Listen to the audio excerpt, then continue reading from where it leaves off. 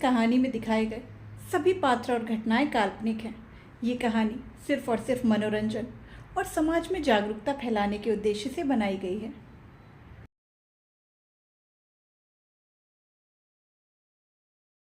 शादी एक इश्क की शुरुआत, इसका आज हम सुनने जा रहे हैं एपिसोड नंबर 6। इससे पहले के सारे एपिसोड्स मैंने प्लेलिस्ट में मेंशन कर दिए हैं, तो जिसने अभी तक नहीं सुने हैं पहले उनको सुन ले। तो चलिए शुरू करते हैं आज का ये नया एपिसोड। कमरे में गोली चलने की जोर से आवाज़ गूंजती है। श्रेष्ठा ने ध्रुव के डायरेक्शन को चेंज कर दिया था। वो ध्रुव के हाथों से बंदूक लेकर बेड पर फेंक देती है। श्रेष्ठा गुस्से से कहती है, तुम्हें मैंने पहले ही कहा था, तुम्हें मारने का हक सिर्फ मेरा है। ध्रुव बस श्रेष्ठा की आंखों में देखने लगता है। वहीं श्रेष्ठा भी ध्रुव की आंखों में ही देख रही थी। तभी ध्रुव का फ़ोन रिंग होता है। ध्रुव बिना देखे कॉल रिसीव करता है। दूसरी तरफ से काली कहता है, बॉस, हमें इन्फॉर्मेशन मिली है कि मैडम कल ही इस शहर में आई हैं। ध्रुव श्रेष्ठा को देखते हुए ही फ़ोन पर कहता है, मैं आ रहा हूँ। ध्रुव कॉल कट करके बेड से गन लेता है और श्रेष्ठा के घर से निकल जाता है। श्रेष्ठा बस उसे जाता हुआ देखती रहती है। इधर आदित्य और काव्या साथ में नाश्ता करते हैं। काव्या सोफे पर बैठकर किसी सोच में बिल्कुल डूब सी जाती है। आदित्य अपनी फाइल्स लेकर कमरे से बाहर निकलने लगता है। सुनिए, काव्या की इस आवाज़ से आदित्य अपनी ही जगह पर रुक जाता है और पीछे पलटकर काव्या को देखने लगता है। काव्या सोफे से उठकर आदित्य के पास जाती है और कहती है, हम आज अपने घर जा रहे हैं। काव्या की बात सुनकर आदित्य काव्या के थोड़े पास जाता है और उसके हाथों से फ़ोन ले लेता है। काव्या उसे देखने लगती है। आदित्य काव्या के फ़ोन में अपना नंबर टाइप करता है तो उसमें अनुराग्स ब्रदर शो होता है। ये देखकर आदित्य काव्या को देखने लगता है। वहीं काव्या थोड़ा झांकते हुए देखती है तो उसकी आंखें हैरानी से बड़ी हो जाती हैं। अनुराग ने जब काव्या के फ़ोन पर आदित्य का नंबर टाइप किया था तो काव्या ने आदित्य का फ़ोन नंबर इसी नाम से, अनुराग्स ब्रदर के नाम से सेव किया था। काव्या को अब अजीब लगने लगता है। उसने कभी नहीं सोचा था कि कभी आदित्य उसके फ़ोन को छुएगा और ये नाम देख लेगा, इसीलिए उसने इस तरह से सेव कर दिया था। काव्या अब आदित्य को देखने लगती है। आदित्य काव्या से नज़र हटाकर काव्या के फ़ोन से अपने फ़ोन में कॉल करता है और काव्या का नंबर सेव कर लेता है। फिर कुछ सोचते हुए आदित्य काव्या के फ़ोन पर भी नेम चेंज कर देता है। सब करने के बाद आदित्य काव्या को उसका फ़ोन देता है और कमरे से बाहर चला जाता है। काव्या आदित्य को बस जाते हुए देखने लगती है। आदित्य के जाने के बाद काव्या अपने फ़ोन को देखती है तो उसके चेहरे पर मुस्कुराहट आ जाती है। आदित्य ने काव्या के फ़ोन पर नेम चेंज करके अपना नाम लिख दिया था। काव्या अपना पर्स लेकर कमरे से बाहर निकल जाती है। काव्या जैसे ही विला के मेन डोर से बाहर निकलती है उसी वक्त उसके पास एक लड़की ब्लैक जीन्स और टॉप में उसके पास आकर सिर झुकाए कहती है, हेलो मैम, मैं माया, आपकी पर्सनल बॉडीगार्ड। सर ने कहा है कि आप कहीं जाना चाहती हैं। काव्या काफ़ी नरमी से कहती है, पहले तो आप हमारे सामने सिर मत झुकाइए, हमें बिल्कुल पसंद नहीं। और ये मैम, ये सब बोलने की ज़रूरत नहीं है, आप मुझे काव्या बुला सकती हैं। काव्या की बात सुनकर माया काव्या को देखते हुए कहती है, सॉरी मैम, लेकिन ये हमारे नियम के खिलाफ होगा। काव्या अब कुछ नहीं कहती और आगे बढ़ जाती है।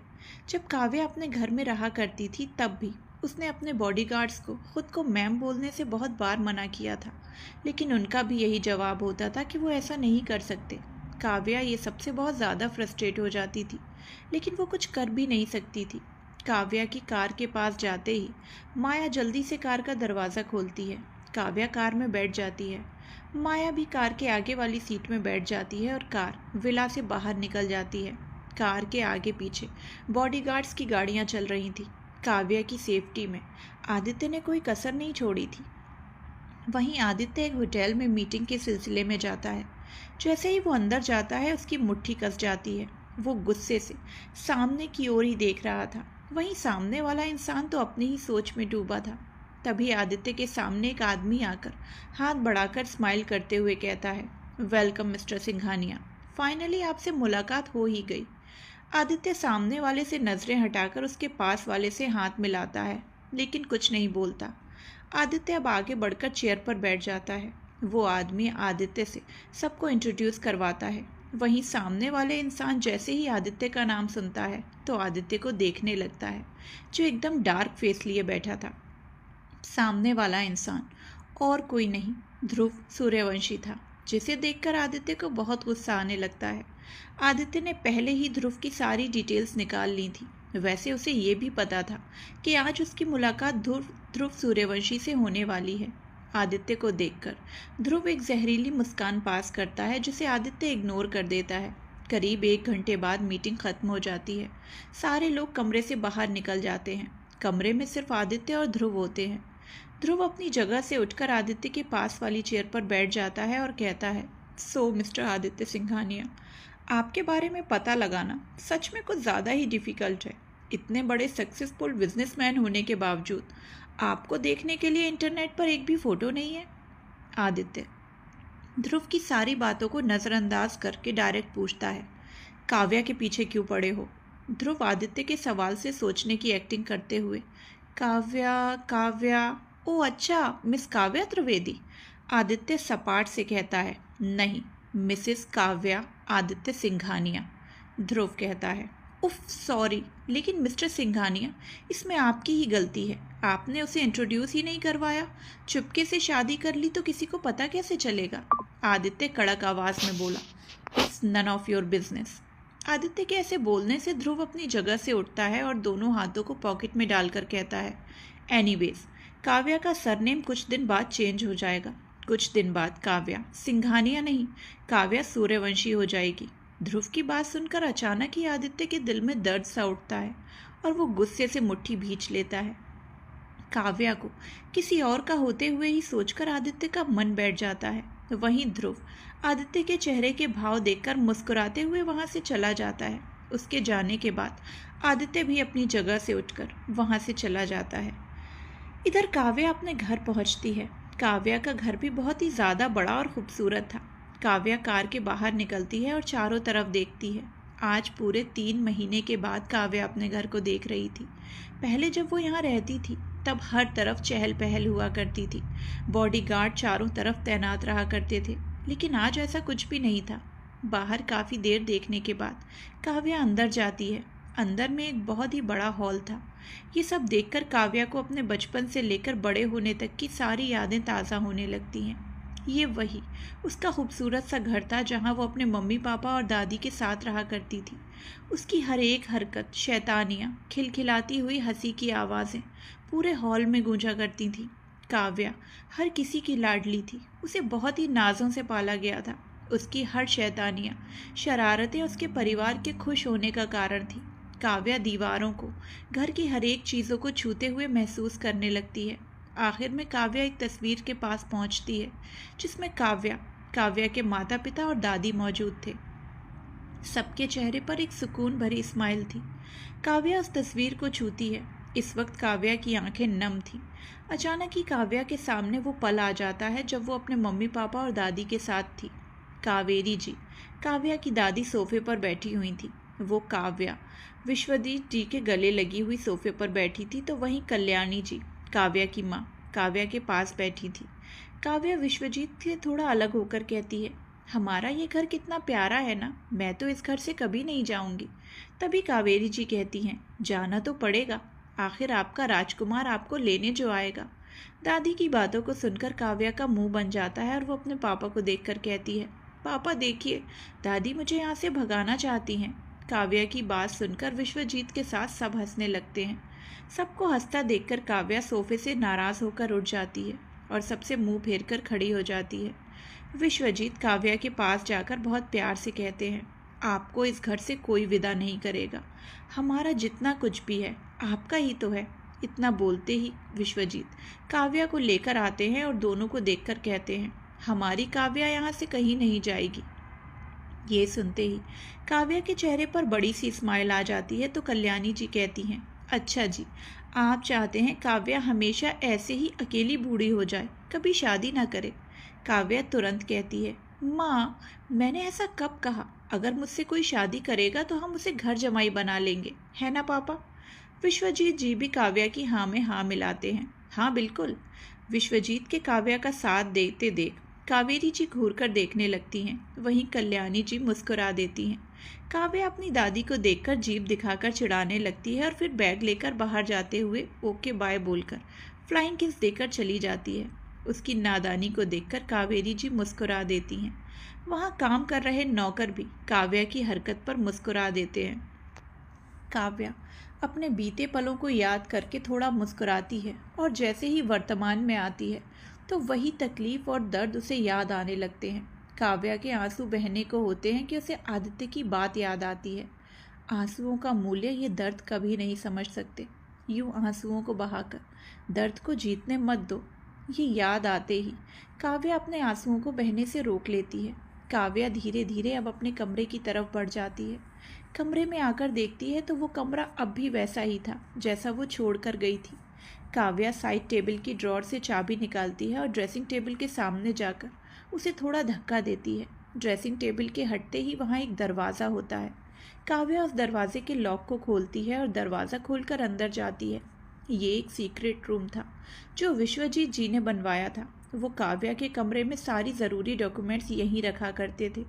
काव्या हर तरफ डॉक्यूमेंट्स को देखने लगती है। थोड़ी देर तक ढूंढने के बाद काव्या को डॉक्यूमेंट्स मिल जाते हैं। डॉक्यूमेंट्स को लेकर वो बाहर आती है और जैसा पहले था वैसा ही ड्रेसिंग टेबल को सेट कर देती है। काव्या कमरे से सीढ़ियों से नीचे उतरने लगती है। तभी उसे कुछ याद आता है और वो सामने देखती है तो वही काली रात उसकी आंखों के सामने दिखने लगती है। सामने कुछ गुंडे विश्वजीत जी और कल्याणी जी को पकड़े हुए थे। सोफे पर एक लड़का बैठा तमाशा देख रहा था। काव्या पार्टी के लिए तैयार होकर सीढ़ियों से नीचे उतरती है। अब तक उसने ना गुंडे को देखा था और ना ही अपने माता पिता को। काव्या के सैंडल की आहट से विश्वजीत जी और कल्याणी जी सीढ़ियों की तरफ देखते हैं तो उनका डर कई गुना बढ़ जाता है। वहीं आहट से सोफे पर बैठा लड़का भी पीछे मुड़कर देखता है तो देखता ही रह जाता है। काव्या रेड कलर का गाउन पहने, बालों को खुला छोड़ा हुआ, होठों पर लिपस्टिक और थोड़ा मेकअप। काव्या की खूबसूरती में वो लड़का खो सा जाता है। काव्या सीढ़ी से उतरकर जब देखती है तो उसके होश उड़ जाते हैं। अपने माँ पापा को ऐसे देखकर काव्या जल्दी से उनके पास जाती है और वहाँ गुंडों को धक्का देती है। वो गुंडे उसे पकड़ने ही वाले होते हैं कि वो लड़का उन्हें हाथ के इशारे से रोक देता है। काव्या अपने माँ पापा को साइड में खड़ा करके पूछती है, आप दोनों ठीक तो हैं ना? विश्वजीत काव्या से कहते हैं, बेटा आप यहाँ से चले जाइए, हम इन्हें देख लेंगे। काव्या अपने पापा को हैरानी से देखती है और कहती है, लेकिन क्यों जाऊँ? फिर गुंडों को देखकर, और ये लोग हैं कौन? तभी काव्या की नज़र सोफे पर बैठे लड़के पर जाती है जो उसे ही कब से देखे जा रहा था। काव्या उसकी तरफ बढ़ती है और गुस्से से कहती है, कौन हो तुम और तुम्हारी हिम्मत भी कैसे हुई मेरे माँ पापा को छूने की? वो लड़का जो काव्या को ऊपर से नीचे तक देख रहा था वो अब उसके हिलते हुए होठों को देखने लगता है। फिर अपनी जगह से उठकर विश्वजीत जी की तरफ देखते हुए कहता है, तो ये है तुम्हारी बेटी जिसके नाम पर तुम्हारी सारी जायदाद है। फिर काव्या के पास जाकर उसकी खुशबू को सूंघते हुए कहता है, मानना पड़ेगा बला की खूबसूरत है। मेरा तो दिल आ गया इस पर। अब कोई चिंता नहीं, अब तुम्हारी बेटी भी मेरी और इसकी जायदाद भी मेरी। फिर काव्या की तरफ देखकर कहता है, जाने मन कल ही शादी कर लेते हैं और फिर सुहाग। वो इससे आगे कुछ बोलता तब तक काव्या उसके गाल पर जोर का थप्पड़ लगा देती है। काव्या के ऐसे मारने से लड़का गुस्से से काव्या का गला पकड़ लेता है। ये देखकर विश्वजीत आकर उस लड़के को धक्का देते हैं और वो लड़का पीछे हो जाता है। काव्या लंबी लंबी सांसें लेने लगती है। तभी हॉल में गोली की आवाज़ आती है। काव्या सामने देखती है तो शॉक्ड हो जाती है। गोली विश्वजीत के सीने में लगी थी। वो धम से ज़मीन में गिर जाते हैं। कल्याणी जी ज़ोर से चिल्लाती हैं, नहीं। वो आगे बढ़ती हैं तभी फिर से एक बार गोली की आवाज़ आती है। काव्या देखती है तो अब गोली कल्याणी जी के सीने में लगी थी। काव्या की आंखों के सामने उसके माँ पापा की मौत हो गई। ये सब याद करते ही काव्या की आंखों के सामने अंधेरा छाने लगता है। वो अचानक ही बेहोश हो जाती है और सीढ़ियों से नीचे गिरने लगती है। काव्या सीढ़ियों से नीचे गिरते हुए सीधे फर्श पर चली जाती है। उसके सिर से खून बहने लगता है और हाथों में भी चोट लग जाती है। माया जो काव्या को बुलाने ही आ रही थी, काव्या को देखकर डर जाती है और जल्दी से उसके पास जाती है। मैम मैम क्या हुआ आपको? माया बुलाए जा रही थी लेकिन काव्या आंखें ही नहीं खोलती। ये देखकर माया डर से कांपने लगती है। आदित्य ऑफिस में अपने काम में बिजी था। ना चाहते हुए भी उसे बार बार ध्रुव की बातें याद आ रही थी। काव्या से दूर जाने का ख्याल से आदित्य को बहुत बेचैनी होने लगती है। वो अचानक अपने काम करते हुए हाथों को रोक देता है और अपनी चेयर पर सिर रखकर आंखें बंद कर लेता है। आदित्य चाहे तो ध्रुव को उसी वक्त जान से मार सकता था, लेकिन उसे पूरी सच्चाई जाननी थी जो अब तक ध्रुव ने पूरी तरह से नहीं बताई थी। आदित्य अपने सवालों से पूरी तरह से घिरने लगता है। तभी उसका फ़ोन रिंग होता है, लेकिन आदित्य का वैसा ही आंखें बंद कर बैठे रहता है।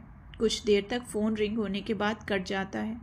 कमरे में एकदम शांति छा जाती है, लेकिन एक बार फिर शांति को चीरते हुए फ़ोन रिंग होता है। आदित्य धीरे से अपनी आंखें खोलता है और फ़ोन में फ्लैश हो रहे नाम को कुछ देर देखता है, फिर कॉल रिसीव करके कान पे लगा देता है। जैसे ही आदित्य सामने वाले की बात सुनता है, उसके चेहरे पर परेशानी के भाव दिखने लगते हैं। वो कॉल कट करके अपनी चेयर से उठकर तेज़ कदमों से बाहर निकल जाता है। कार तेज़ रफ्तार में विला के बाहर रुकती है। कार रुकते ही रॉकी पीछे का डोर ओपन करता है तो आदित्य काफ़ी परेशानी से कार से बाहर निकलता है और लगभग भागते हुए विला के अंदर जाता है। वो सीढ़ियों से होते हुए अपने कमरे में चला जाता है। वहाँ का नज़ारा देखकर आदित्य की मुट्ठी गुस्से से कस जाती है। बेड पर काव्या बेहोश होकर पड़ी थी। उसके सिर और हाथों पर पट्टी बंधी हुई थी। उसे इस तरह से देखकर आदित्य के दिल में दर्द सा उठता है। वो अपने कदमों को बढ़ाते हुए काव्या के पास जाता है और बेड पर बैठ जाता है। काव्या को अब तक होश नहीं आया था। सीढ़ियों से नीचे गिरने की वजह से उसके सिर पर गहरी चोट लग जाती थी। आदित्य काव्या के चेहरे को एकटक देखने लगता है, जो बिल्कुल मुरझा गया था। दर्द उसके चेहरे से साफ पता चल रहा था। आदित्य काव्या का एक हाथ पकड़ लेता है और गौर से काव्या को देखने लगता है। काव्या को छोड़ आदित्य फ़ोन पर मेल चेक करने लगता है। तभी काव्या ज़ोर से चिल्लाते हुए उठ जाती है। आदित्य जो मेल चेक कर रहा था, काव्या के चिल्लाने से उसका ध्यान काव्या पर चला जाता है। काव्या का चेहरा पसीने से लथपथ था और वो गहरी गहरी सांसें ले रही थी। आदित्य को देखते ही काव्या जल्दी से उसके करीब जाती है और गले से लगा लेती है। आदित्य काव्या के सिर को सहलाने लगता है। काव्या आदित्य से गले लगे हुए सिसकते हुए कहती है, उन्होंने मेरे माँ पापा को मार दिया, मुझे यहाँ नहीं रहना, प्लीज़ मुझे यहाँ से ले जाइए। काव्या ऐसे ही बड़बड़ाते हुए एकदम चुप हो जाती है। आदित्य सहलाना बंद करके काव्या को थोड़ा अलग करके देखता है तो वो सो चुकी थी। आदित्य उसे अच्छे से बेड पर लिटा देता है और ख़ुद कमरे से बाहर निकल जाता है। आदित्य हॉल में जाकर सोफे पर बैठ जाता है। इस वक्त आदित्य की आंखें गुस्से से पूरी लाल हो गई थी। माया आदित्य के सामने सिर झुकाए खड़ी थी। आदित्य माया को ही गुस्से से घूर रहा था, जिसका अंदाज़ा माया को भी हो चुका था। रॉकी तो माया के लिए भगवान से प्रार्थना कर रहा था।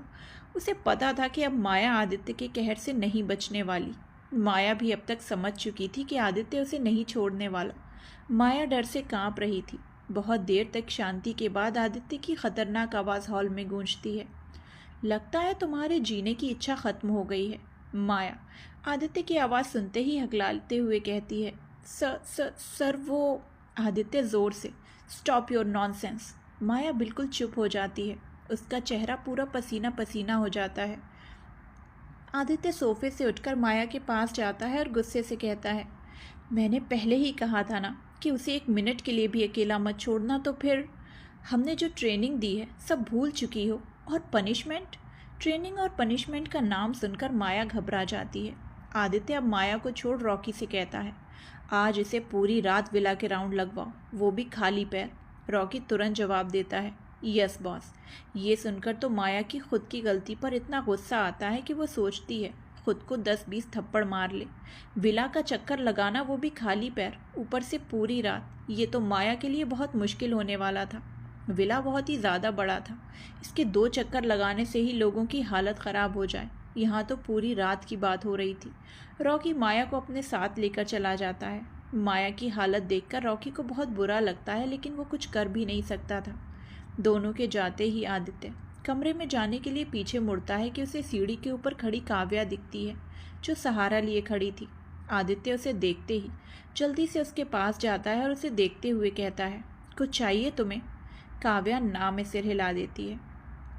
आदित्य काव्या का हाथ पकड़कर सहारा देते हुए कमरे की तरफ जाता है। तभी वो देखता है कि काव्या ठीक से चल भी नहीं पा रही थी। काव्या के पैरों में भी थोड़ी चोट लगी थी, जिससे उसे चलने में तकलीफ हो रही थी। आदित्य बिना वक्त गवाए काव्या को गोद में उठा लेता है। वहीं काव्या हैरान सी उसे देखने लगती है। कमरे में पहुंचकर आदित्य काव्या को बेड पर बिठा देता है। काव्या आदित्य को देखकर कहती है, इसमें माया की कोई गलती नहीं थी। काव्या के बोलते ही आदित्य तुरंत कहता है, मैंने पूछा क्या? काव्या बिल्कुल चुप हो जाती है और फिर कुछ सोचते हुए, लेकिन काव्या इतना ही बोली थी कि आदित्य जल्दी से उसके होठों पर उंगली रखकर, श्श, बिल्कुल चुप। आदित्य के ऐसे करने से काव्या का दिल एकाएक जोरों से धड़कने लगता है। काव्या एकदम चुप होकर आदित्य को ही देखने लगती है। काव्या को चुप देखकर आदित्य अपनी उंगली को काव्या के होठों से हटा देता है और बेड से उठकर सीधे रूम से बाहर निकल जाता है। काव्या आदित्य को जाते हुए देखती है, तभी उसका फ़ोन रिंग होता है। काव्या अपने फ़ोन को देखती है तो उसमें अनुराग का नाम फ्लैश हो रहा होता है। काव्या कॉल रिसीव कर कान के सामने रखती है और उसे अनुराग का चहकती हुई आवाज़ सुनाई देती है, हेलो भाभी। काव्या मुस्कुराते हुए, हाँ बोलिए। अनुराग, भाभी आपका ये प्यारा सा देवर आपको बहुत याद कर रहा है। काव्या, अच्छा जी। अनुराग, जी हाँ, और बताइए भाभी आप ठीक तो है ना? काव्या पहले खुद को देखती है, फिर शांत सी कहती है, हम बिल्कुल ठीक हैं। अनुराग अब बिल्कुल शांत हो जाता है, जैसे कि वो काव्या की बातों को समझने की कोशिश कर रहा हो। काव्या अनुराग के चुप होने से जैसे समझ जाती है।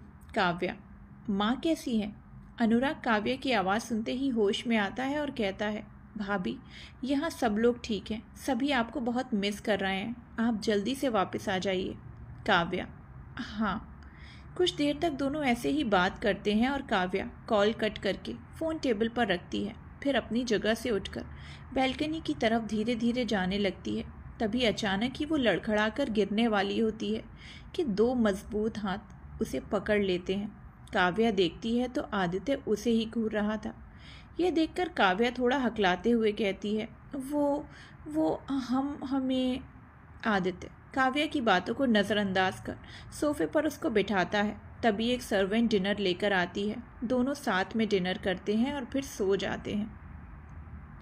वहीं दूसरी तरफ श्रेष्ठा को नींद नहीं आ रही थी। उसे बार बार ध्रुव का खुद की जान लेना याद आने लगता है। श्रेष्ठा ने जब देखा कि ध्रुव खुद को गोली मारने जा रहा है, ये देखकर तो श्रेष्ठा को अजीब सी घबराहट होने लगी थी, किसी को खोने का डर। लेकिन श्रेष्ठा समझ ही नहीं पा रही थी कि आखिर उसके साथ ऐसा क्यों हो रहा है। श्रेष्ठा को अब ध्रुव की उसकी दीदी के बारे में बोलना याद आता है। श्रेष्ठा खुद से कहती है, आखिर ऐसा क्या किया था दीदी ने जो। फिर कुछ सोचते हुए, नहीं ऐसा कभी नहीं हो सकता, मेरी दी कभी गलत हो ही नहीं सकती, वो बस मुझे भटकाने की कोशिश कर रहा है। लेकिन उसने खुद की जान लेने की कोशिश क्यों की? अपने सवालों से घिरी श्रेष्ठा का अब दिमाग काम करना बिल्कुल बंद सा हो जाता है। वो हार कर बेड पर लेटकर सोने की कोशिश करती है। सुबह के वक्त काव्या गार्डन में टहलने लगती है। अब तक उसका पैर ठीक हो चुका था, दर्द भी थोड़ा कम हो गया था। काव्या चलते चलते एक बेंच के सामने आ जाती है। बेंच पर माया बैठे बैठे ही सो रही थी। उसको देखकर साफ पता चल रहा था कि वो कितनी ज़्यादा बुरी हालत में है। काव्या माया के पास जाकर बेंच पर बैठ जाती है और माया को देखने लगती है। बहुत देर काव्या ऐसे ही माया को देखती रहती है। माया अपनी आंखें धीरे धीरे खोलती है। जैसे ही माया आंखें खोलती है, काव्या को देख जल्दी से खड़ी हो जाती है और कहती है, good morning ma'am. Kavya bench से उठती है और माया के पास जाकर कान पकड़कर कहती है, आई एम सॉरी। ये देखकर माया शॉक्ड हो जाती है और जल्दी से माया बोलती है, ये आप क्या कर रही हैं?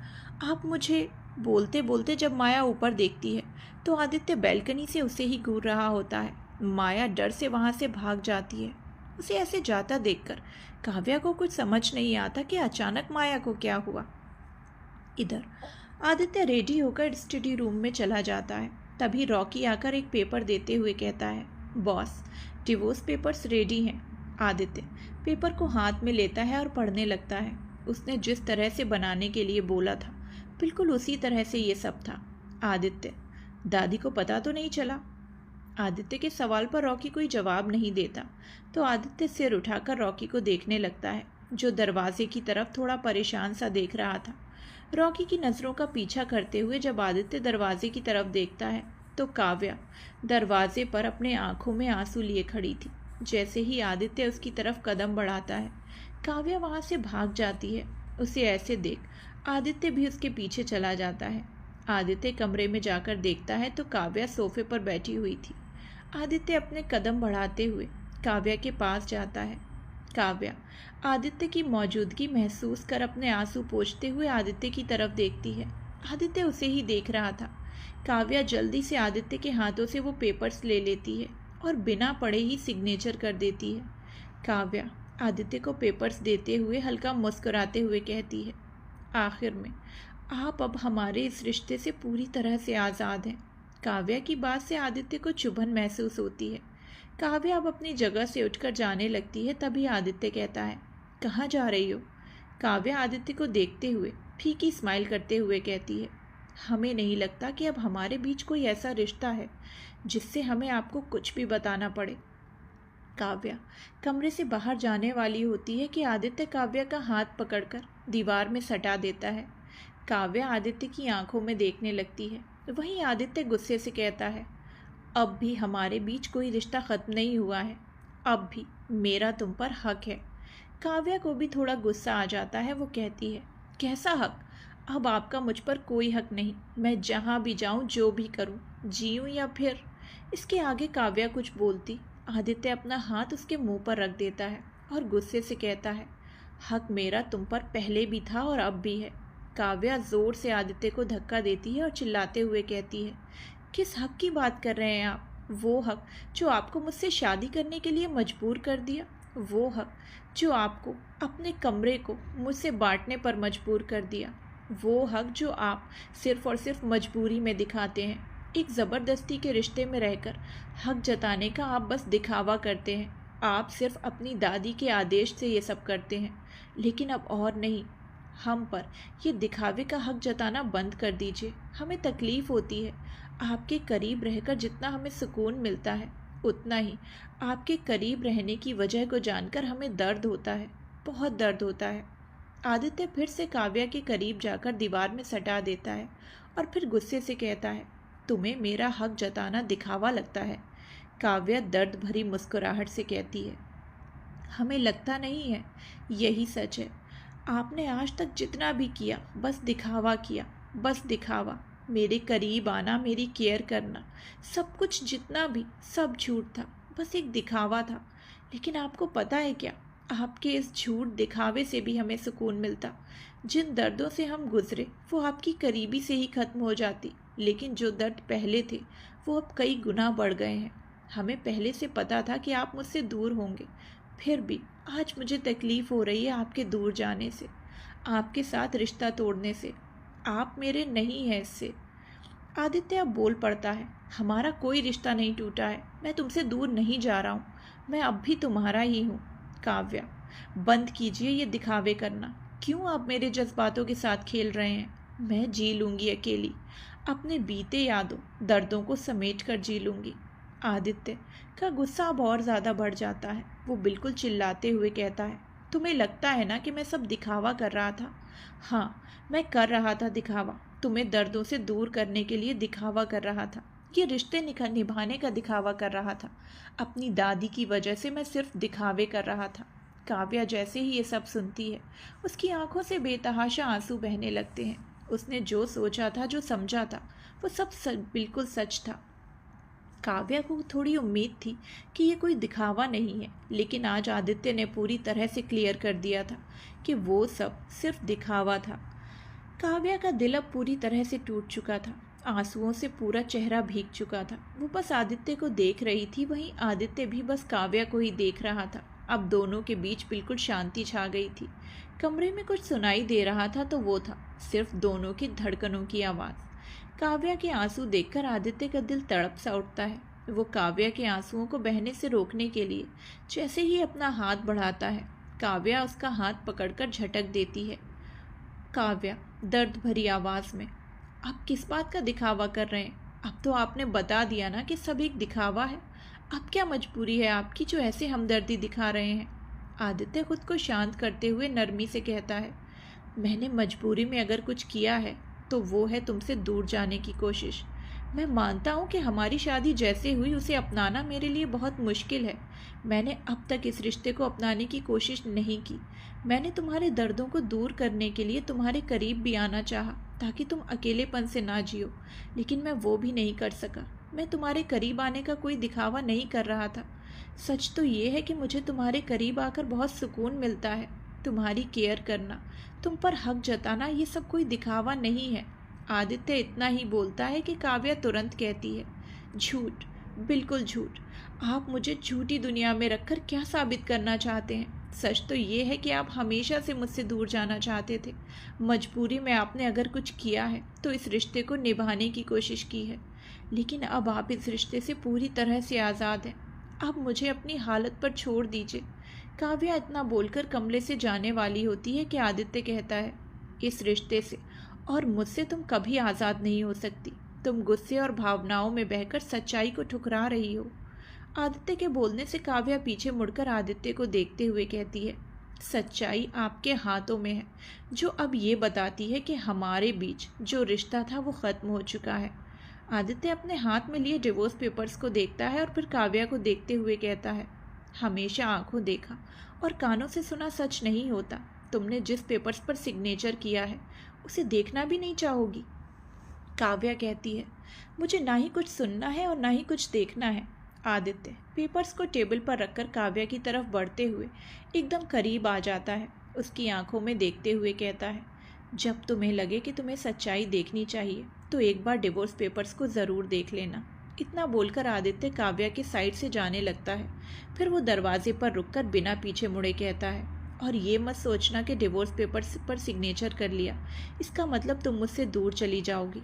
तुम कहीं भी रहो, मैं तुम्हें ढूंढ ही लूँगा। आदित्य तेज़ कदमों से बाहर चला जाता है। वहीं काव्या फर्श पर ही बैठकर रोने लगती है। काव्या अब जैसे कुछ सुनना ही नहीं चाहती हो। उसे आदित्य कहे शब्दों पर जैसे विश्वास ही नहीं हो। विश्वास भी कैसे करे? जो इंसान अपनों से दूरी बनाकर रखे वो काव्या के करीब कैसे जा सकता है? काव्या जब से आदित्य के साथ रहते आई है तब से आदित्य बस दूर ही भागता आया है। यहाँ तक कि उसने डिवोर्स देने की बात भी कही थी, जो काव्या ने सुन ली थी। और आज तो उसके हाथों में ही डिवोर्स पेपर्स थे, जो शायद काव्या के पास ही आने वाले थे। जहाँ काव्या फर्श पर बैठकर रो रही थी, वहीं आदित्य स्टडी रूम में सोफे पर बैठकर अपनी आंखें बंद कर खुद को शांत करने लगता है। रॉकी बस अपने बॉस को देखे जा रहा था। आदित्य वैसे ही आंखें बंद करके कहता है, दूसरा डिवोर्स पेपर रेडी करवाओ। रॉकी तुरंत कहता है, यस बॉस। काव्या बहुत देर तक आंसू बहाने के बाद फ्रेश होकर बेड पर लेट जाती है। तभी एक सर्वेंट डिनर लेकर आती है।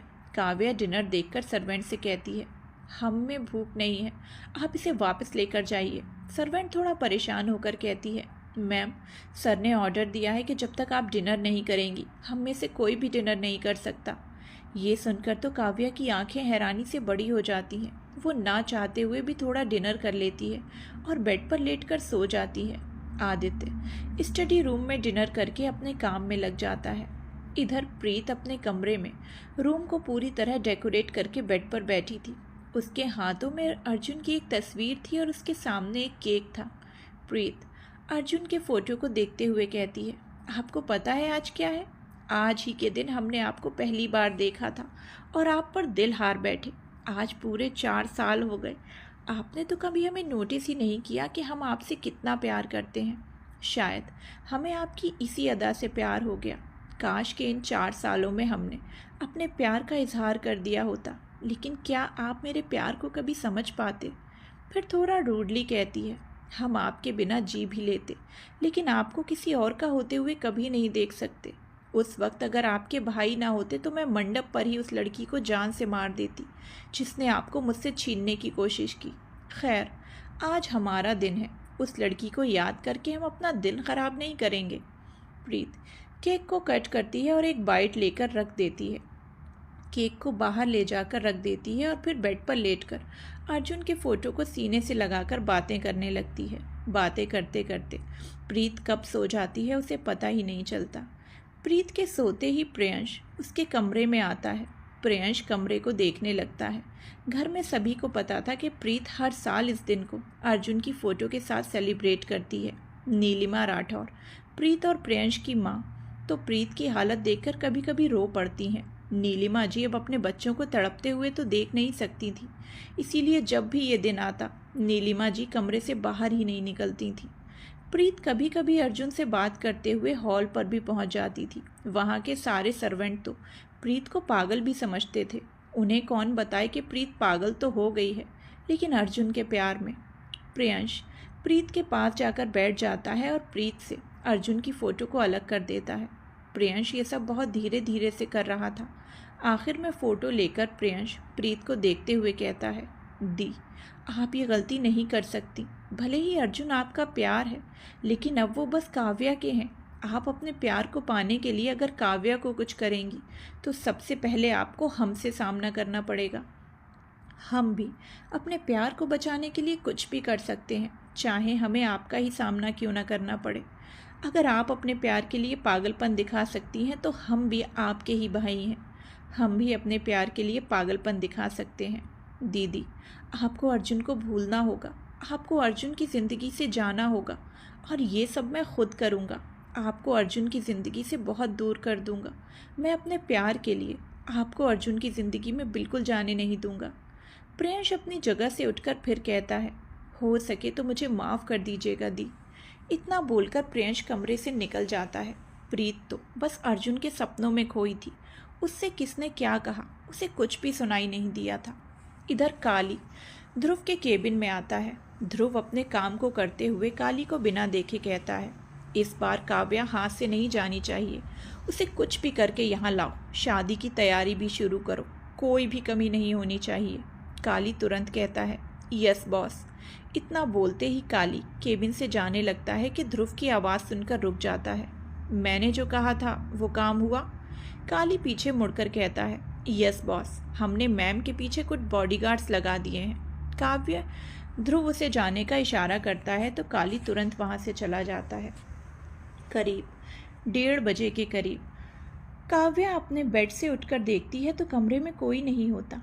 काव्या धीरे धीरे कमरे से बाहर जाने लगती है। काव्या एकदम धीरे धीरे सीढ़ियों से नीचे उतरती है। पूरा विला इस वक्त अंधेरे में डूबा था। काव्या चलते चलते मेन रोड तक चली जाती है। वो डोर को खोलने के लिए आगे हाथ बढ़ाती है कि तभी हॉल की सारी लाइट्स ऑन हो जाती हैं। ये देखकर काव्या कस के अपनी आंखें बंद कर लेती है। काव्या धीरे धीरे पीछे मुड़कर देखती है तो आदित्य अपना हाथ सीने पर बांधे काव्या को घूर कर देख रहा था। उसे ऐसे देख काव्या जल्दी से किचन की तरफ जाती है और पानी बोतल लेकर आदित्य को बिना देखे सीढ़ियों से ऊपर चली जाती है। उसके जाते ही आदित्य भी कमरे में चला जाता है। काव्या बेड पर बैठकर कुछ सोच रही थी।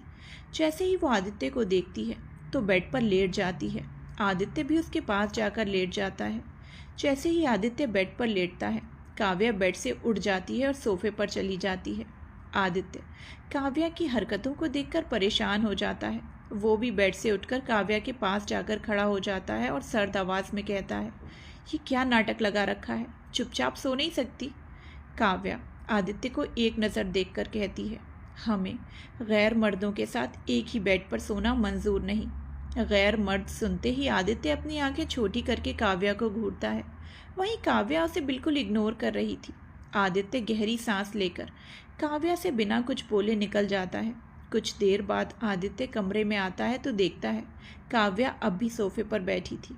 आदित्य काव्या के पास जाकर जल्दी से उसे गोद में उठा लेता है और बेड पर लिटाकर उसके हाथ में हथकड़ी पहना देता है और ख़ुद भी पहन लेता है। काव्या अपने हाथ को छुड़ाते हुए कहती है, ये क्या है? आदित्य बेड पर लेटते हुए कहता है, मुझे अपनी नींद बार बार खराब करने की आदत नहीं है। काव्या हथकड़ी को निकालने की कोशिश करने लगती है। आदित्य कहता है, कोई फ़ायदा नहीं, ये चाबी के बिना बिल्कुल नहीं खुलेगी। काव्या आदित्य को घूर कर कहती है, मैं आपकी कंप्लेंट दादी से कर दूंगी। आदित्य लापरवाही से कहता है, बेशक करो। काव्या थक हार कर बेड पर लेट जाती है और कुछ ही देर में गहरी नींद में चली जाती है। काव्या के सोते ही आदित्य अपनी आंखें खोलता है और काव्या के हाथों से हथकड़ी खोलता है। फिर अपने हाथ से भी हथकड़ी खोल साइड टेबल पर रख देता है। आदित्य काव्या के चेहरे को देखते हुए कहता है, एक बार बस मुझे पता चल जाए कि ध्रुव सूर्यवंशी तुमसे क्या चाहता है, उसके बाद मैं तुम्हारे साथ ऐसे कोई ज़बरदस्ती नहीं करूँगा। अगर तुम चाहोगी तो मैं तुम्हें इस रिश्ते से भी आज़ाद कर दूँगा। तभी उसे काव्या की आवाज़ सुनाई देती है जो कह रही थी, अगर मैं कहूँगी कि मुझे आपके साथ इसी रिश्ते में बंधा रहना है तो क्या आप हमेशा के लिए मुझे इस रिश्ते में बंधने देंगे? ये सुनकर आदित्य बिल्कुल हैरान हो जाता है, क्योंकि इस वक्त काव्या सो रही थी। सोते हुए ही वो उससे ऐसे सवाल कर रही थी। आदित्य अब काव्या को छोड़कर ऊपर सीलिंग को देखने लगता है। काव्या का सवाल से अब आदित्य बिल्कुल बेचैन सा हो जाता है। काव्या के साथ इस रिश्ते में हमेशा के लिए बंधे रहना, क्या ये सच में पॉसिबल हो सकता है? कुछ भी हो, लेकिन आदित्य को काव्या की कुछ आदत हो चुकी थी। अब बेचैन वो इस बात से था कि काव्या अगर उससे दूर हुई तो वो क्या करेगा? क्या वो अपनी आदत को भूल पाएगा? आदित्य की जब आँख खुलती है तो देखता है कि बेड पर उसके अलावा कोई नहीं था। ये देखकर वो टाइम देखता है तो सुबह के 6 बज रहे होते हैं। वॉशरूम की तरफ नज़र डालता है। वॉशरूम खुला होता है। बेड से उठकर वो बैल्कनी में जाता है तो वहाँ भी कोई नहीं होता। आदित्य अब कमरे से बाहर आकर हर तरफ देखने लगता है तो हॉल और बाकी कमरे में भी काव्या नहीं होती।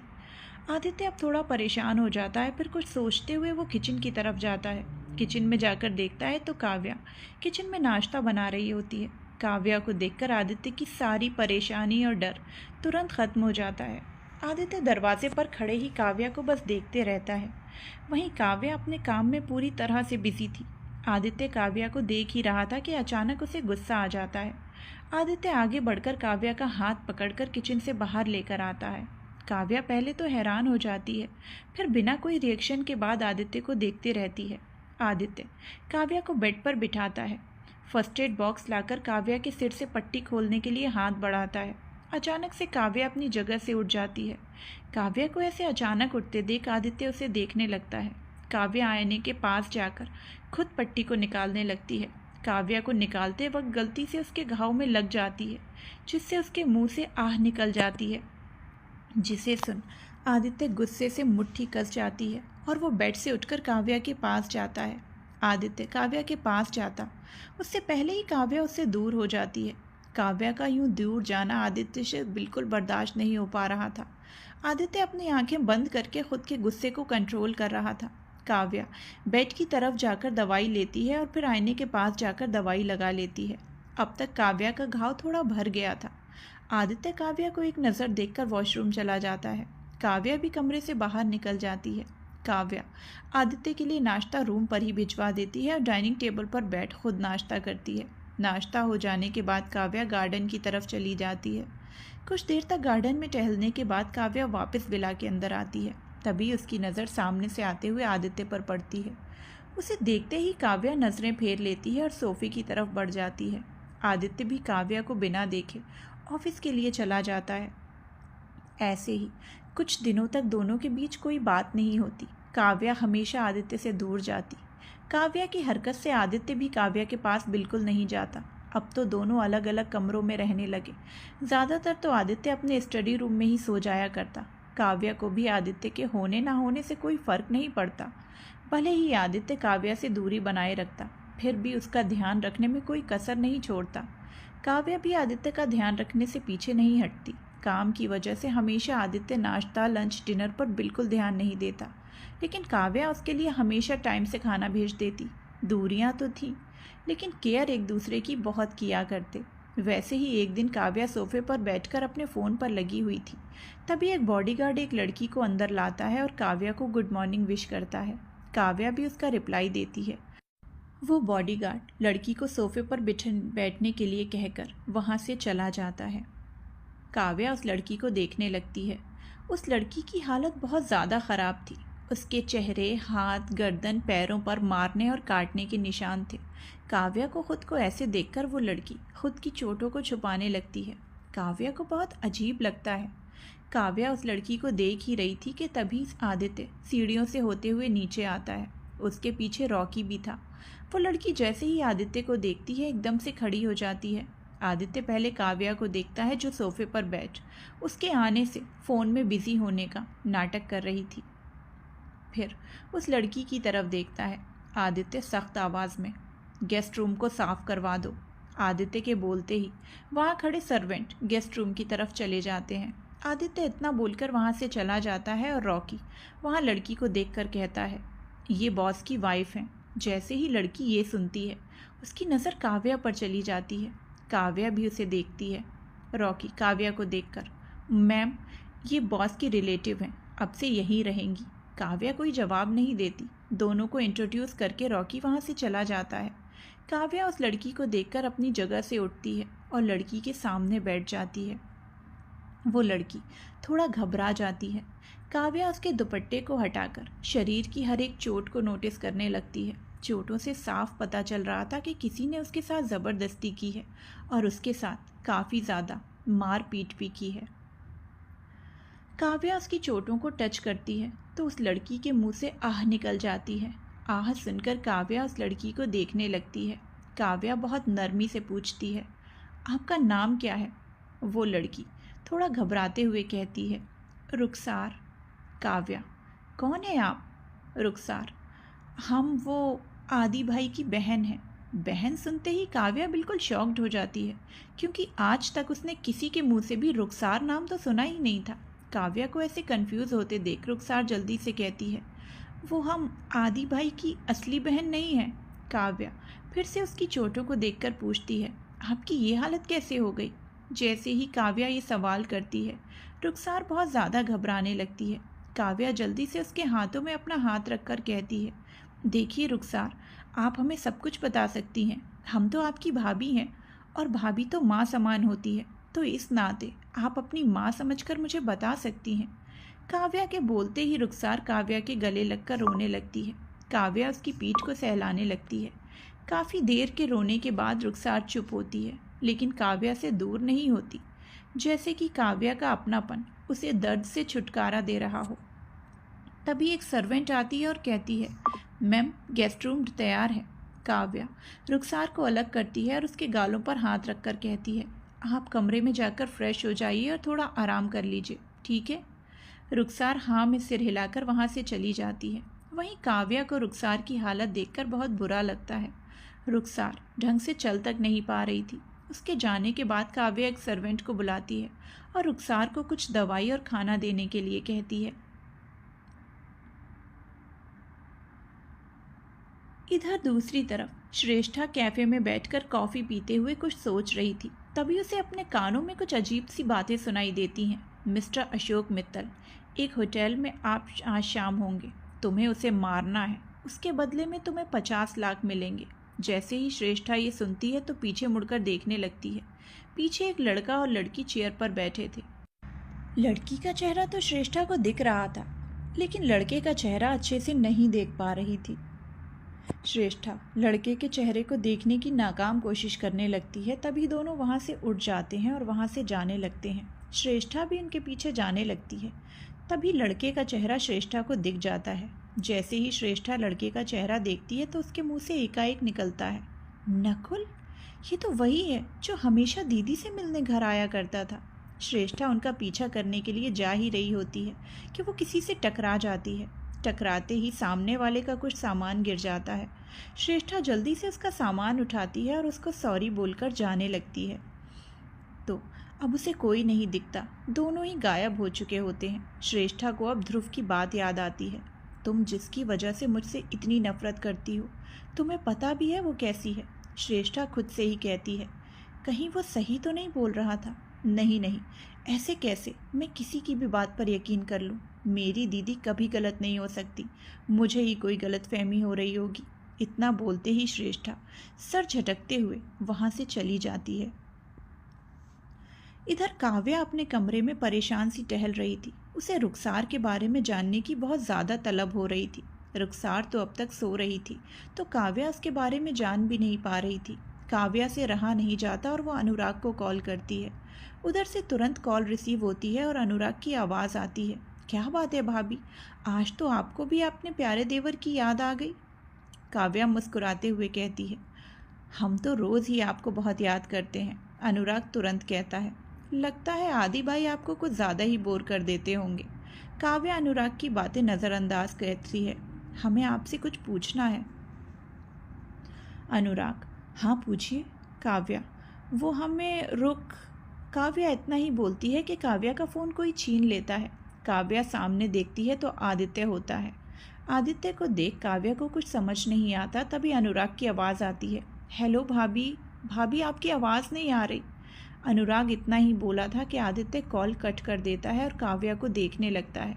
काव्या भी आदित्य की नज़रों में कुछ खोजने की कोशिश करते हुए बिल्कुल खो सी जाती है। दोनों अपनी नज़रों में खोते ही जा रहे थे कि काव्या का फ़ोन रिंग होता है। काव्या आदित्य के हाथ से फ़ोन लेती है और कॉल रिसीव करती है। उधर से अनुराग कहता है, हेलो भाभी। काव्या बैल्कनी की तरफ जाते हुए, हाँ बोलिए, मैं सुन रही हूँ। अनुराग सवाल करते हुए, भाभी आप कुछ पूछ रही थी। काव्या बात को संभालते हुए, वो हम पूछ रहे थे कि रूहानी और रुमानी कैसी हैं। अनुराग, हाँ भाभी दोनों ठीक हैं। कुछ देर तक काव्या अनुराग से बात करती है और कॉल कट करके पीछे मुड़कर देखती है तो अब तक आदित्य जा चुका था। काव्या गहरी सांस लेकर कमरे से बाहर निकल जाती है। काव्या रुखसार के रूम में जाती है जहाँ रुखसार पहले से डिनर कर रही होती है। काव्या रुखसार को परेशान न करते हुए डाइनिंग एरिया की तरफ बढ़ जाती है। अकेले डिनर करते करते काव्या फ्रस्ट्रेट हो चुकी थी। वो हमेशा ही किसी न किसी के साथ डिनर करती, लेकिन जब से यहाँ आदित्य से बहस हुई तब से काव्या अकेले ही डिनर करती। काव्या का मन किसी के साथ बैठकर डिनर करने का कर रहा था, पर अब तो वो आदित्य से भी बोल नहीं सकती थी कि वो उसके साथ डिनर करे। काव्या बुझे मन से डाइनिंग टेबल पर बैठ जाती है और सिर झुकाए डिनर करने लगती है। तभी उसे एहसास होता है कि उसके पास कोई बैठा है। काव्या सिर उठाकर देखती है तो आदित्य उसके पास आकर डिनर कर रहा था। काव्या की तो जैसे मनोकामना पूरी हो गई हो। वो मन ही मन बहुत ज़्यादा खुश होती है, लेकिन जाहिर नहीं करती। कुछ देर बाद दोनों का डिनर हो जाता है। काव्या अपने कमरे की तरफ बढ़ जाती है तो वहीं आदित्य भी अपने कमरे की तरफ बढ़ जाता है।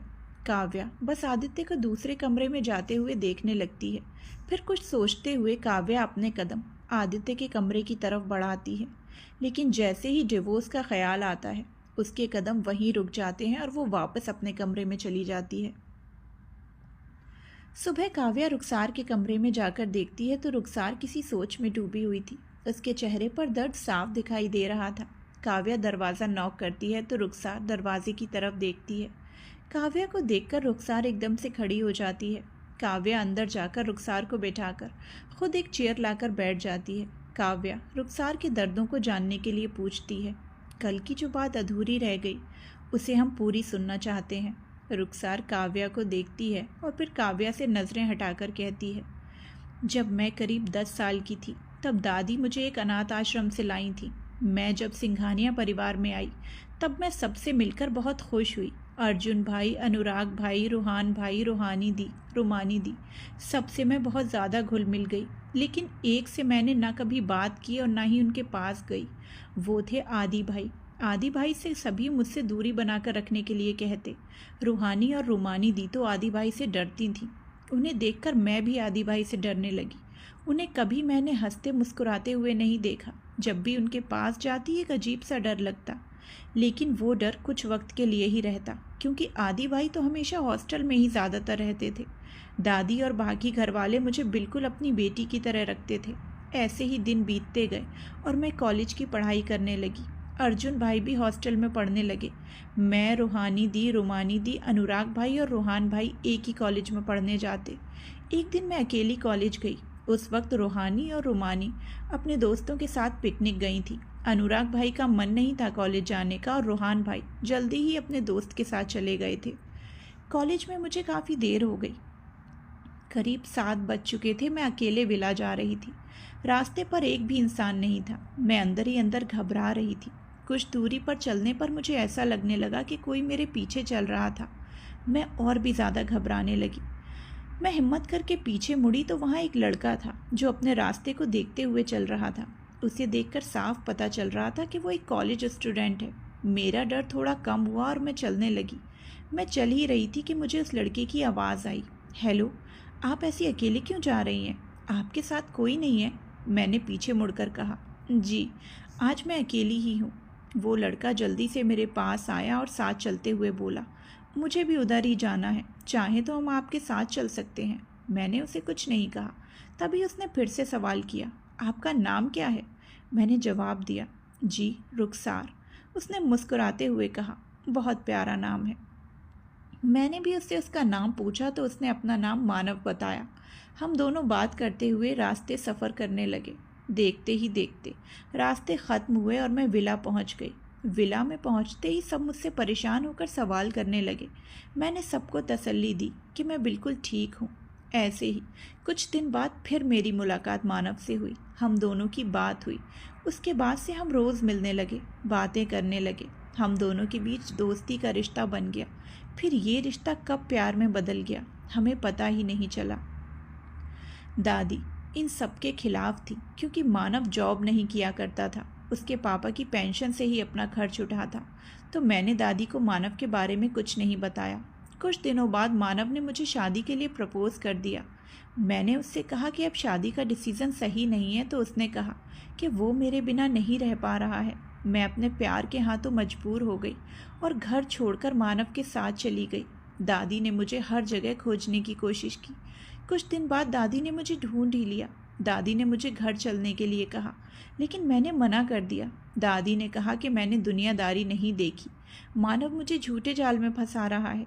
लेकिन मैं नहीं मानी। मैंने दादी के खिलाफ जाकर अपने प्यार का साथ दिया। दादी ने गुस्से में मुझसे सारे रिश्ते तोड़ दिए। उस वक्त मैं पूरी टूट गई, लेकिन फिर भी मैंने अपने प्यार का साथ दिया। उसके बाद से दादी ने मेरी शक्ल भी नहीं देखी। मानव मुझे मसूरी लेकर आ गया। यहाँ एक होटल में हम रहने लगे। मानव काम भी करने लगा था, जिससे मेरी सारी ज़रूरतें पूरी हो जाती। सब कुछ ठीक चल रहा था, लेकिन बोलकर रुखसार रुक जाती है। काव्या उसे ध्यान से देखने लगती है। रुखसार के चेहरे पर अजीब सा डर और घबराहट दिखने लगती है। रुखसार फिर बोलती है।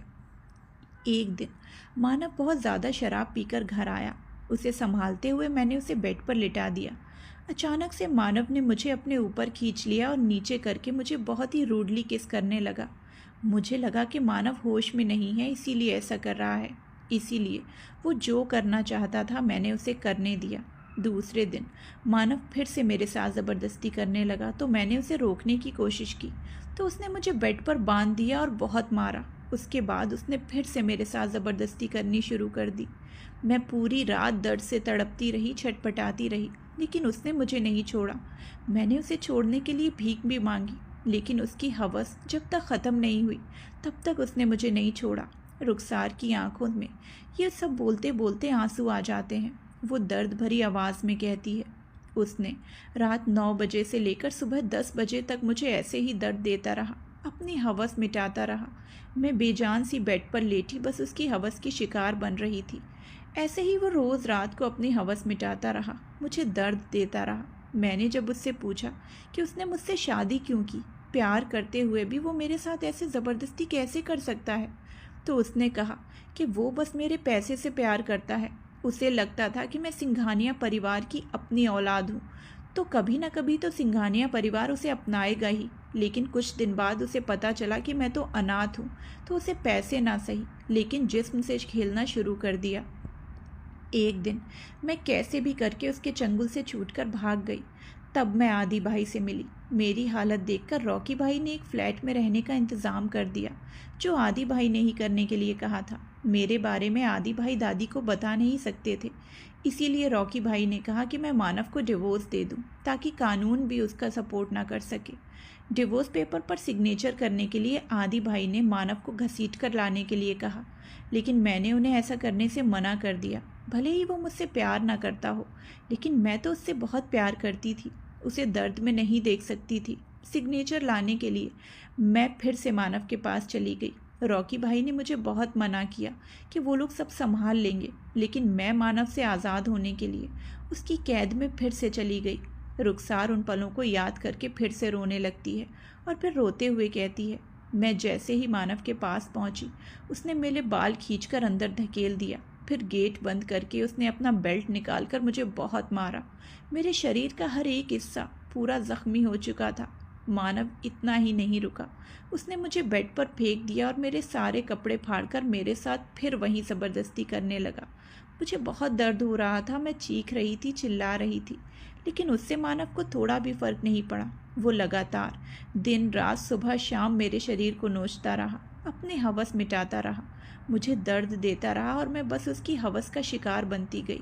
रुखसार अब बिलक बिलक कर रोने लगी तो काव्या ने उसे गले लगाकर पीठ थपथपाने लगी। रुखसार रोते हुए कहती है, भाभी वो मानव नहीं दानव है। मैंने दादी के खिलाफ जाकर उसका साथ दिया और उसने मेरे साथ। भाभी वो इंसान हो ही नहीं सकता, जानवर है वो। मैंने एक जानवर से प्यार किया। रुखसार की हर एक बातों को सुनकर काव्या की आंखें थोड़ी नम सी हो गईं और उसे गुस्सा भी बहुत आ रहा था। बहुत देर तक रुखसार रोती रही, फिर थोड़ी चुप होकर आगे बोलती है, मैं सिग्नेचर लेकर आ गई। तभी रॉकी भाई ने कहा कि उन्होंने जो डिवोर्स पेपर बनवाए थे वो ख़राब हो गए, इसीलिए दूसरा बनाने के लिए 1 दिन और टाइम लगेगा। रॉकी भाई ने मुझे एक सेफ जगह पर रखा, फिर डिवोर्स फाइल होने के बाद मुझे यहाँ आने के लिए कह दिया। मुझे कभी नहीं लगा था कि आदि भाई कभी दादी के खिलाफ जाकर मेरा साथ देंगे। आदि भाई जैसे दिखते हैं वो वैसे बिल्कुल भी नहीं है। वो कभी दिखावा नहीं करते, जो भी करते हैं छुपा कर ही करते हैं, चाहे वो किसी की केयर करना हो या फिर किसी के दर्द को संभालना हो। रुखसार की हर एक बातों को सुनकर काव्या को जैसे कुछ याद आता है। वो रुखसार को बिना कुछ कहे वहाँ से तेज़ कदमों से बाहर चली जाती है। काव्या अपने कमरे में जाकर कुछ ढूंढने की कोशिश करती है। वो हर जगह ढूंढकर थक जाती है और बैठ जाती है। फिर याद करने लगती है कि उसने कहाँ रखा। फिर अचानक काव्या को याद आता है। वो जल्दी से ड्रॉर खोलकर देखती है तो वहाँ वही डिवोर्स पेपर्स होते हैं जिसे काव्या ने सिग्नेचर किया था। काव्या डिवोर्स पेपर्स को पढ़ते हुए मिस्टर मानव बख्शी और मिसेस रुखसार बख्शी नाम पढ़ते ही काव्या को एहसास होता है कि उसने आदित्य को कितना गलत समझ लिया था। वो तो रुखसार को मानव के चंगुल से छुड़ाने के लिए डिवोर्स पेपर बनाए थे, लेकिन काव्या ने समझ लिया कि आदित्य काव्या को डिवोर्स देना चाहता है। कितनी गलत थी वो। उसने आदित्य की बातों को नज़रअंदाज करके खुद फैसला ले लिया कि आदित्य क्या चाहता है। काव्या ने आदित्य की केयर, हक, करीबी सबको झूठा करार दिया। काव्या को अब खुद की बातों पर ही पछतावा होने लगता है। आखिर उसने आदित्य को समझने की कोशिश क्यों नहीं की।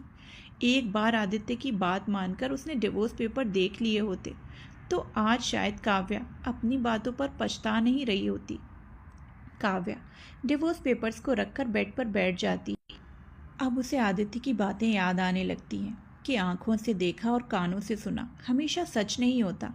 काव्या अब आदित्य की हर एक हरकत और यादों को याद करने लगती है। वहीं दूसरी तरफ एक कमरे में एक आदमी को बांधा गया था। उसके शरीर पर कोई कपड़ा नहीं था सिवाय शॉर्ट पैंट के। आदित्य उस कमरे में एंटर होता है और उस आदमी के सामने चेयर पर बैठ जाता है। इस वक्त आदित्य का चेहरा गुस्से से लाल था। उसके सामने बांधा हुआ आदमी मानव था। आदित्य अपने बॉडीगार्ड को इशारा करता है तो एक बॉडीगार्ड एक कांच की बोतल लेकर आता है। वो बॉडीगार्ड बोतल को खोलता है तो उसमें से धुआं निकलने लगता है। बोतल में एसिड रखा गया था। वो बॉडीगार्ड मानव पर एसिड छिड़कता है। एसिड के छिड़कते ही मानव की दर्द भरी चीखें कमरे में गूंजती हैं। आदित्य अपना गन निकालकर मानव के हाथों पर गोली मार देता है। फिर एक बार कमरे में गन की आवाज़ के साथ मानव की दर्द भरी चीख निकल जाती है। एसिड की वजह से मानव का शरीर थोड़ा थोड़ा जलने लगता है। मानव दर्द से तड़पने लगता है। आदित्य अपनी जगह से उठकर गुस्से से कहता है, जितना इसने रुखसार को दर्द दिया है उससे भी ज़्यादा इसे दर्द दो और याद रहे कि ये मरना नहीं चाहिए। वहाँ मौजूद बॉडीगार्ड हाँ में सिर हिला देते हैं। वहीं आदित्य की बात सुनकर मानव की तो रूह ही कांप उठती है। वो अब भी दर्द से तड़प रहा था। उसके हाथों से खून झरने में बहते पानी के समान निकल रहा था। उसकी छाती एसिड की वजह से जल रही थी। उसे बहुत ज़्यादा तकलीफ़ हो रही थी। आदित्य कमरे से निकल जाता है। उसके जाने के बाद 2 बॉडीगार्ड्स हंटर लाते हैं और मानव को अपनी पूरी ताकत लगाकर मारने लगते हैं। हंटर के एक वार से फिर एक बार मानव चीख पड़ता। वो छोड़ने की भीख मांगने लगता, लेकिन उन दोनों बॉडीगार्ड्स को जैसे कुछ सुनाई ही नहीं दे रहा हो। वो दोनों लगातार मानव के शरीर पर वार किए जा रहे थे। मानव के पूरे शरीर पर घाव दिखने लगते हैं। अब तो उसके मुंह से आवाज़ निकलना भी बंद हो चुकी थी। वो दर्द से चीखते चीखते थक चुका था। आखिर में वो दर्द को सह नहीं पाता और बेहोश हो जाता है। लेकिन फिर भी बॉडीगार्ड्स नहीं रुकते। वो वैसे ही मानव को मारते रहते हैं। वहीं आदित्य विला पहुंचकर अंदर जाता है। वहां जाकर देखता है तो काव्या हॉल में सोफे पर ही सो गई थी। आदित्य काव्या को गोद में उठाकर कमरे में लेकर जाता है और बेड पर अच्छे से लिटाकर खुद उठकर जाने लगता है कि काव्या उसका हाथ पकड़ लेती है। काव्या के पकड़ते ही आदित्य काव्या को देखने लगता है। काव्या अपनी आंखें खोलकर उठ जाती है और तुरंत आदित्य के गले लग जाती है। काव्या के अचानक इस रिएक्शन से आदित्य का दिल तेजी से धड़कने लगता है। वो वैसे ही बुत बनकर खड़ा रहता है। वहीं आदित्य के गले लगकर काव्या को बहुत सुकून सा मिलता है, जिसे उसने कब से अपने से दूर रखा हुआ था। वो आदित्य से दूर नहीं रह पाती थी, लेकिन उसकी एक गलतफहमी की वजह से उसने आदित्य को खुद से दूर कर दिया। काव्या आंखें बंद करके बस आदित्य की करीबी को महसूस कर रही थी। काव्या ने आज ठान लिया था कि आज वो आदित्य की करीबी को ऐसे ही महसूस करेगी। काव्या को बिल्कुल शांति से गले लगे हुए महसूस कर आदित्य भी अपने हाथ बढ़ाकर काव्या की पीठ पर रख देता है। आदित्य के हाथ रखते ही काव्या सिहर सी जाती है और आदित्य को कसकर पकड़ लेती है। तड़प तो आदित्य को भी काव्या के करीब आने की थी, इसीलिए वो भी और कस के काव्या को गले लगा लेता है। दोनों ही अपनी करीबी में बिल्कुल खो जाते हैं। दोनों की धड़कन एक साथ धड़कने लगती है। कमरे में आती रात की ठंडी हवा दोनों को छूते हुए निकल रही थी। चांद की रोशनी कुछ हद तक दोनों को देखे जा रही थी। रात के इन शांत माहौल में दोनों की सांसें और धड़कन ही शोर किए जा रही थी। बहुत देर तक एक दूसरे की करीबी महसूस करने के बाद आदित्य धीरे से काव्या को अलग करता है। काव्या, जो अपनी आंखें बंद की हुई थी, वो आदित्य के अलग करने से उसे देखने लगती है। आदित्य काव्या को देखते हुए, तुम ठीक हो? काव्या बस आदित्य की आंखों में देखती है, फिर आदित्य से थोड़ा दूर जाकर ड्रॉर से डिवोर्स पेपर्स निकालती है और आदित्य की तरफ बढ़ाकर कहती है, हमने सच्चाई को देर से ही सही लेकिन परख लिया। अब ये हमारे किसी काम का नहीं। आदित्य काव्या के हाथों से वो डिवोर्स पेपर लेता है और कमरे से बाहर जाने लगता है। तभी काव्या कहती है, जब सच्चाई सामने आ ही गई है तो हमें नहीं लगता कि हमें अपने रिश्ते के खिलाफ जाना चाहिए। काव्या की बात सुनकर आदित्य के कदम वहीं रुक जाते हैं। आदित्य पीछे मुड़कर काव्या के एकदम पास आ जाता है और बहुत नरमी से कहता है, बदलते वक्त के साथ अगर ये रिश्ता हमारे खिलाफ हो गया तो? काव्या भी आदित्य की नज़रों से नज़रें मिलाए हुए कहती है, जब वो वक्त आएगा तब देख लेंगे। आदित्य कुछ देर काव्या को देखता है, फिर कहता है, लेकिन तुम्हें कोई प्रॉब्लम तो नहीं होगी एक गैर मर्द के साथ एक ही कमरे में रहना, एक ही बेड पर सोना? जैसे ही काव्या ये सुनती है, उसे अपने कहे शब्द याद आते हैं, मुझे किसी गैर मर्द के साथ एक बेड पर सोना मंजूर नहीं। जैसे ही काव्या को अपनी कही बातें याद आती हैं तो उसकी आंखें हैरानी से बड़ी हो जाती हैं। काव्या ने कभी नहीं सोचा था कि आदित्य ऐसा कुछ भी कभी उसे कहेगा। काव्या की हालत देखकर आदित्य पेपर्स को बेड पर रखकर कहता है, मैं फ्रेश होकर आता हूँ, फिर हम साथ में डिनर करते हैं। काव्या आदित्य के जाते ही खुद को मुस्कुराने से रोक नहीं पाती। काव्या वॉशरूम की तरफ मुस्कुराते हुए देखने लगती है। आदित्य फ्रेश होकर आता है और कमरे में ही डिनर मंगवाता है। दोनों साथ में बैठकर डिनर करने लगते हैं। हर बार की तरह आदित्य अपने फ़ोन पर घुसे हुए था। वहीं काव्या इरिटेट होकर आदित्य को ही देख रही थी, जिसका एहसास आदित्य को अच्छे से हो रहा था। फिर भी आदित्य काव्या को नज़र उठाकर भी नहीं देखता। दोनों ही का डिनर ख़त्म होता है। काव्या बेड की तरफ जाती है तो वहीं आदित्य सोफे पर बैठकर अपने लैपटॉप में बिजी हो जाता है। आदित्य को काम करता देख काव्या भी बेड पर बैठ अपने फ़ोन पर बिजी हो जाती है। बहुत देर तक भी जब काव्या नहीं सोती तो आदित्य अपना लैपटॉप बंद करके सारी लाइट्स बंद कर देता है। काव्या भी अपना फ़ोन बंद कर देती है। आदित्य बेड पर लेट जाता है तो काव्या भी बेड पर लेट जाती है। इस वक्त दोनों थोड़ा दूरी बनाकर लेटे हुए थे, लेकिन जब आदित्य को कुछ याद आता है तो वो काव्या को अपनी ओर खींच लेता है। काव्या हैरानी से आदित्य को देखती है। आदित्य काव्या को अपनी बाहों में भर लेता है और बहुत शांति से कहता है, मुझे गलत मत समझना, लेकिन तुम्हें इसकी ज़रूरत है। काव्या आदित्य की बात को अच्छी तरह से समझ जाती है, क्योंकि उसे भी पता था कि वो रात को कांपने लगती है। लेकिन आप लोग सोच रहे होंगे कि अगर काव्या रात को कांपती थी तो फिर इतने दिनों तक दोनों अलग कमरे में रहे तो क्या हुआ होगा। रात को काव्या जब सो जाया करती थी तो आदित्य कमरे में आकर उसे बाहों में भरकर सो जाता था और काव्या के उठने से पहले उठकर कमरे से बाहर चला जाया करता था, जिससे कभी काव्या को पता ही नहीं चलता कि आदित्य उसके साथ ही था।